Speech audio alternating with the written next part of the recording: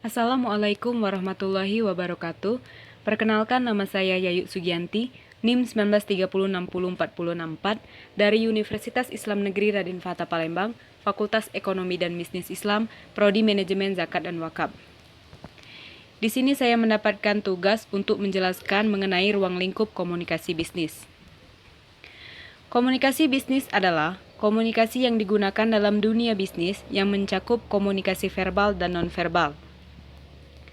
Komunikasi verbal adalah salah satu bentuk komunikasi yang biasa digunakan dalam dunia bisnis untuk menyampaikan pesan-pesan bisnis kepada pihak lain, baik secara tertulis atau written maupun lisan atau oral. Contoh komunikasi verbal. 1. Membuat dan mengirim surat pengantar barang ke suatu perusahaan. 2. Membuat dan mengirim surat teguran atau peringatan kepada nasabah yang menunggak bayarannya. 3. Membuat dan mengirim surat penawaran harga barang kepada pihak lain. 4. Membuat dan mengirim surat konfirmasi barang kepada pelanggan. Dan yang kelima, membuat dan mengirim surat pemesanan barang atau order kepada pihak lain. Komunikasi nonverbal. Komunikasi nonverbal adalah transfer informasi melalui penggunaan bahasa tubuh, termasuk kontak mata, ekspresi wajah, hingga gerakan tubuh. Contoh komunikasi nonverbal. Menggigit gigi sendiri untuk menunjukkan kemarahan, mengerutkan dahi untuk menunjukkan seseorang sedang berpikir, dan berpangku tangan untuk menunjukkan seseorang sedang melamun. Proses komunikasi. Proses komunikasi terdiri dari 6 tahapan. Yang pertama, pengirim mempunyai suatu ide atau gagasan. Ide dapat diperoleh dari berbagai sumber yang terbentang luas di hadapan kita, misalnya buku, jurnal, majalah, media cetak, atau media elektronik. Kedua, pengirim mengubah ide menjadi pesan.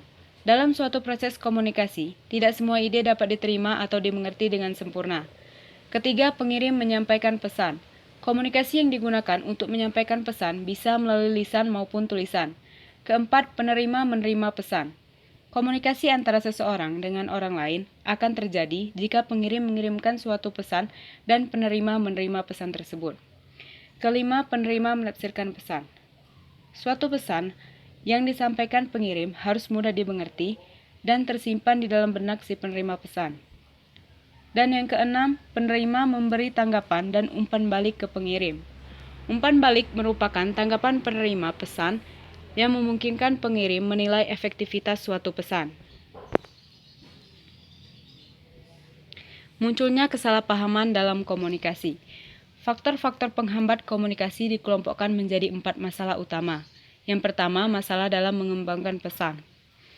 Sumber masalah potensial dalam mengembangkan suatu pesan yaitu dalam memformulasikan suatu pesan. Kedua, masalah dalam menyampaikan pesan. Masalah dalam penyampaian pesan yang paling jelas yaitu faktor fisik. Misalnya pada saat menggunakan sound system, terdapat sambungan kabel yang kurang baik, lampu penerangan tiba-tiba padam, atau audiens terhalang pilar atau tiang bangunan. Meskipun gangguan-gangguan tersebut nampaknya sepele, namun dapat mengganggu penyampaian suatu pesan. Ketiga, masalah dalam penerima pesan. Masalah yang muncul dalam penerimaan suatu pesan, yaitu adanya persaingan antara penglihatan dengan suara, kursi yang tidak nyaman, lampu yang kurang terang, dan kondisi lain yang dapat mengganggu konsentrasi penerima. Dan yang keempat, masalah dalam menafsirkan pesan. Masalah terbesar dalam menyampaikan pesan, yaitu menafsirkan pesan. Perbedaan latar belakang pembendaharaan bahasa dan pernyataan emosional dapat menimbulkan munculnya kesalahpahaman antara pemberi dan penerima pesan. Lalu bagaimana cara memperbaiki komunikasi? Yang pertama adalah dengan persepsi. Seorang komunikator yang cerdas harus dapat memprediksi apakah pesan-pesan yang akan disampaikan benar-benar dapat diterima oleh penerima pesan. Kedua, ketepatan. Secara umum, audiens mempunyai suatu kerangka pikir yang jelas. Ketiga, kredibilitas. Dalam berkomunikasi, komunikator perlu memiliki suatu keyakinan dan optimisme yang tinggi bahwa audiensnya merupakan orang-orang yang dapat dipercaya. Keempat, pengendalian. Dalam berkomunikasi, audiens akan memberikan reaksi atau tanggapan terhadap pesan yang disampaikan. Yang kelima, keharmonisan. Komunikator yang baik tentu akan selalu dapat menjaga hubungan persahabatan yang baik dengan audiensnya, sehingga komunikasi dapat berjalan lancar dan mencapai tujuannya. Dan bagaimana cara melakukan komunikasi yang efektif? Yang pertama, membuat suatu pesan secara lebih berhati-hati.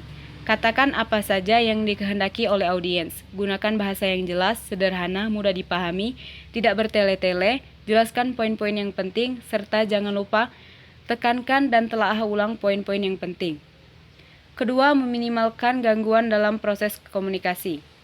Penyampaian pesan dengan cara lisan atau oral akan efektif jika lokasi atau tempat penyampaian pesan memiliki kondisi yang teratur, rapi dan nyaman, ruangan yang sejuk, dan sebagainya. Dan yang terakhir, mempermudah upaya umpan balik antara pengirim dan penerima pesan.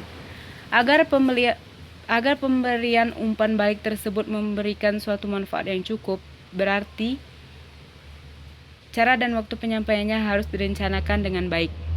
Demikianlah yang dapat saya sampaikan. Lebih dan kurang saya mohon maaf. Pada Allah saya mohon ampun. Wabillahi taufik wal hidayah. Wassalamualaikum warahmatullahi wabarakatuh.